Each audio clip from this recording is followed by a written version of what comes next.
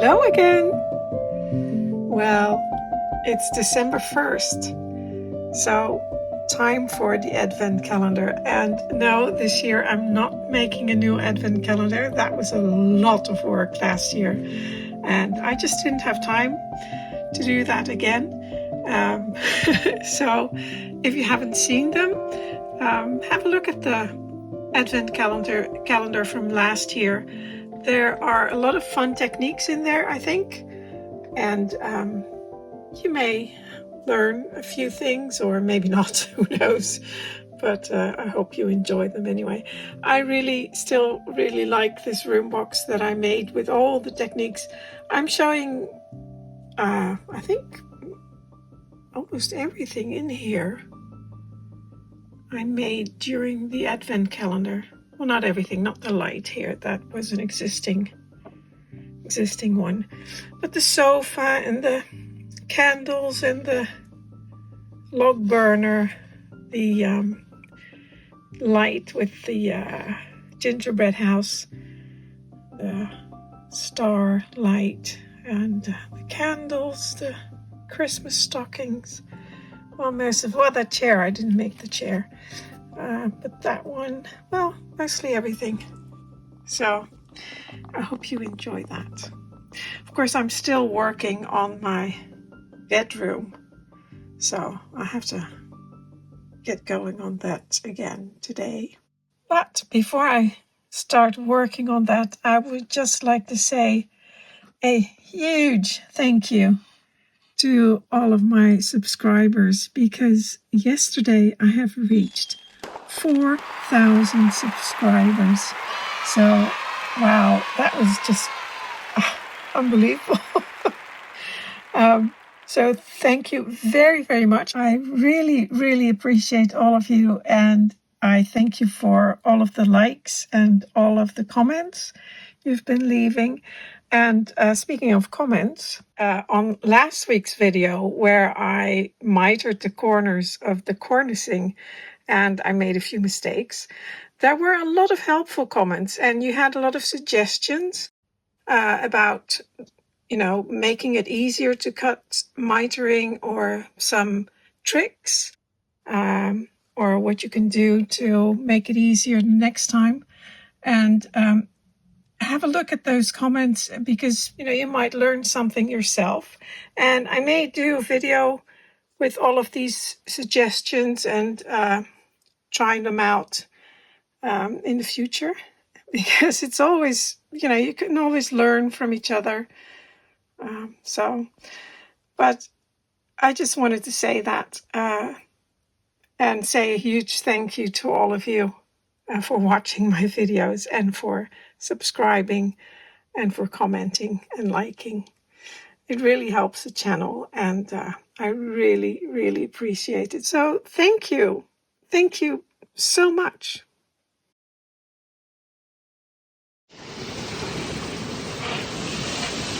There's like 8 layers of paint on here already, but I think I finally found the right color, and I'm spraying it.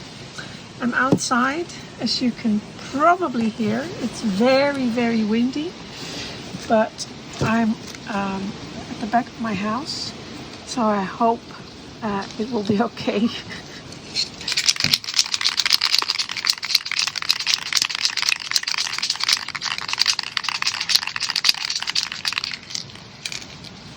Oh, now it starts to rain too.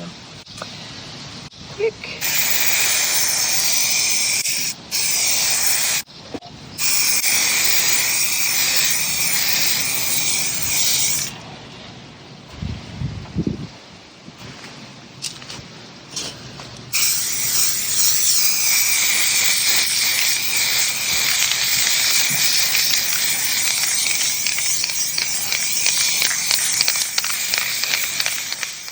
I've spray painted the crown molding, or cornicing, or coving in this creamy white color, which was much nicer than the white. And now I've glued it in place. I'm gluing it in place. I just put the glue on there, and I'm using these old irons to as weights because they're really heavy. They're very dusty too, but yeah. And there's still a few gaps. I did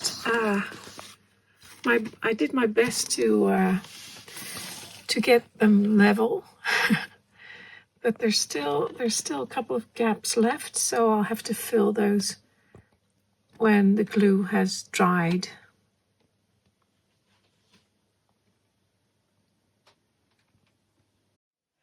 Here on the outside of the room, the windows of course, you can see how much height I added to this room. So this was the original ceiling height. The ceiling would be on top of this. And of course now I added quite a lot to it, which I think it looks nice. It works. And I think if I show you the outside later of all the rooms stacked on top of each other, it will work in the facade as well. So we go over. Of course, everything is still taped up. Still need to do a little bit of spraying here because there were a few bits I didn't like. But other than that, it's finished and I can put the ceiling on. Well, the ceiling is glued on. I thought I filmed it, but apparently I did not. Maybe I forgot to press the record button, but it wasn't that interesting. It was just some glue all around and put the ceiling on there and put weights on there. And I used the same old irons and a couple of books because they're nice and heavy. And there were just little bit, just a few gaps left, the same ones that you could see on the previous video. So now what I'll do is I filled them and I'll just go take a little brush. Now this is a bit tricky because it's hard to get in there and you can't really see what you're doing. It's a little bit too far away. So I hope, see now I'm touching the edges. Just go over it with a cloth. So this is a process that always takes me a long time because I keep going over it and going back, letting it dry. And then looking at what it looks like. And I had it the right way up just a minute ago or so, and it actually looked pretty good. You can hardly tell there's gaps. It probably depends on the light as well. Oh, good grief, I'm making a mess.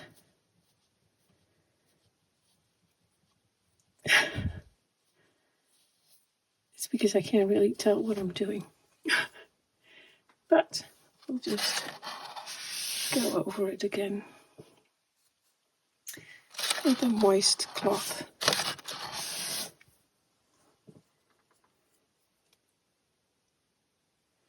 And I'll keep doing this, and then once it's dry, I'll have a look at whether it's okay or not. I just dislike gaps. I don't like that there's like a dark area.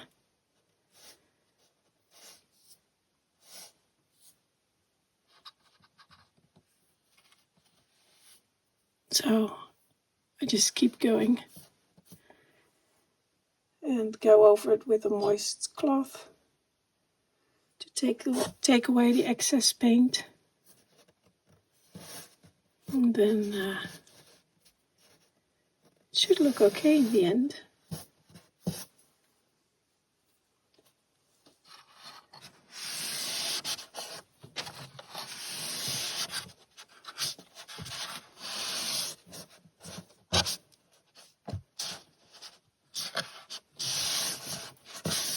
Now, one thing I have to say, because I used real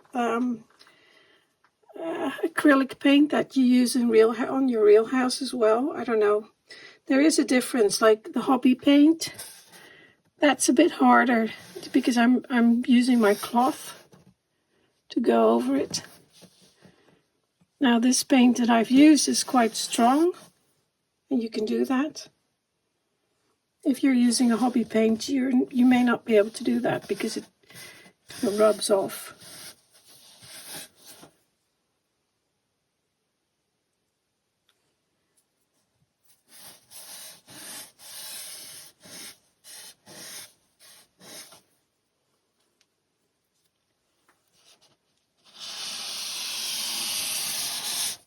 I think the painting's done, so now it's time to remove the tape and all the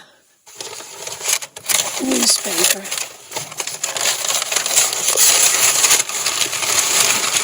I stuck on there.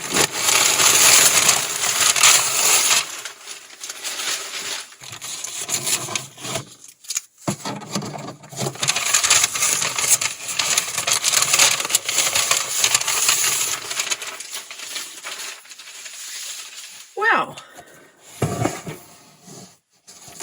I think need some more light. I think that came out really well. Yeah, happy with that.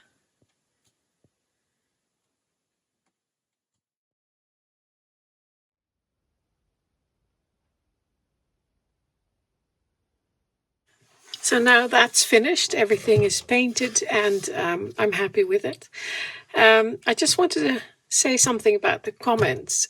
2 weeks ago, Janine commented on making the pelmets, and she said, why don't you make a photocopy of the fabric, that fabric, the silk, because I don't have a lot of it. I only have a little bit left, and it's very expensive fabric, so I'm not going to experiment with it. But I thought that was so smart. So I did make a photocopy of it. This is in the exact scale of the real fabric. So I can just cut that up and play with that. Now the colors they're not really, the same. But that's all right. It's about the shape and the proportion and the placement of the pattern on the pelmet. So here's the pelmet I used before, and I can just move it around, or another pelmet if I want. So that was very clever, and I'm going to be using that idea. And then last week, Elizabeth commented on the colors of the raspberry silk with the orange of the bed, and she said how much she liked it and was surprised that she liked it. And I must say, I liked it too. I saw that.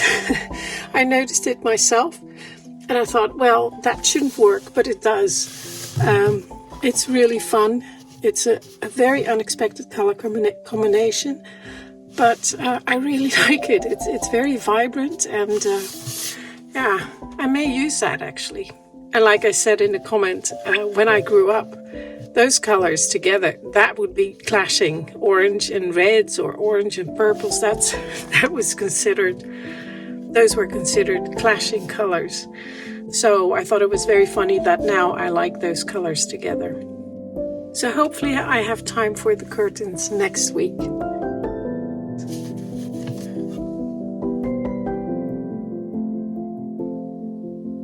Well, that's it for this week. I'm going to have a cup of tea. Happy Advent, if that's a thing, I don't know.